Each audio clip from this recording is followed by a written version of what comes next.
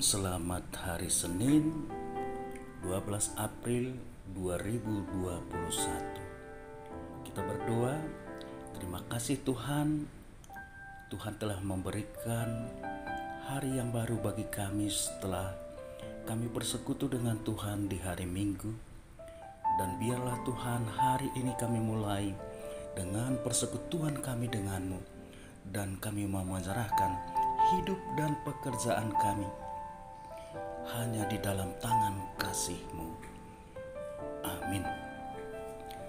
Saudara-saudara yang kekasih di dalam nama Tuhan kita Yesus Kristus, firman Tuhan bagi kita diambil dari Filipi 2 ayat 8. Demikian firman Tuhan.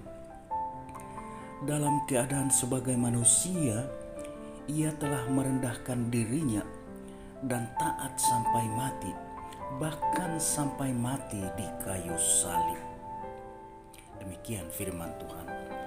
Saudara-saudara yang kekasih di dalam nama Tuhan kita Yesus Kristus, posisi kadang menentukan cara dan sikap kita. Kalau kita berkedudukan tinggi, maka cara kita pun mungkin membentuk cara kita yang tinggi, baik dari sikap dan perkataan kita.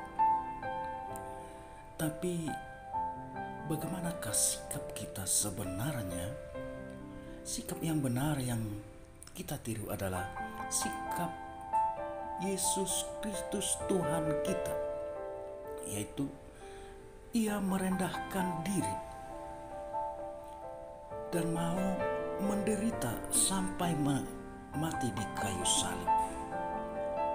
Kadang-kadang yang terjadi kepada kita saat orang mengusik kepribadian kita, yang terjadi adalah muncul kecongkakan di dalam diri kita. Saat kita menderita, yang terjadi adalah keputusasaan. Saat kita ditempatkan pada bahagia, seakan kitalah yang paling beruntung, sehingga tidak memperlihatkan sikap yang rendah hati. Tapi apapun situasi yang kita alami, tetaplah rendah hati. Sebab dengan kerendahan hati itu, kita memperlihatkan sisi-sisi keilahian yang dari Tuhan itu ada di dalam diri kita, sehingga kita beriman bukan dipengaruhi oleh keadaan atau situasi yang ada pada kita, tapi kitalah yang mempengaruhi situasi dan keadaan itu menjadi berkat bagi kita dan bagi orang lain. Karena apa? Kita melakukan itu seturut dengan firman Tuhan. Jadi saudara-saudara yang kekasih di dalam nama Tuhan kita Yesus Kristus, merendahkan hati sekalipun ada penderitaan yang sangat dahsyat. Sebab kita tahu penderitaan itu dapat diselesaikan oleh Tuhan kalau kita bersama-sama dengan Tuhan di dalam setiap pergumulan dan penderitaan kita. Janganlah kita memberontak saat kita menderita. Janganlah pula kita meninggalkan Tuhan saat kita bersuka cita.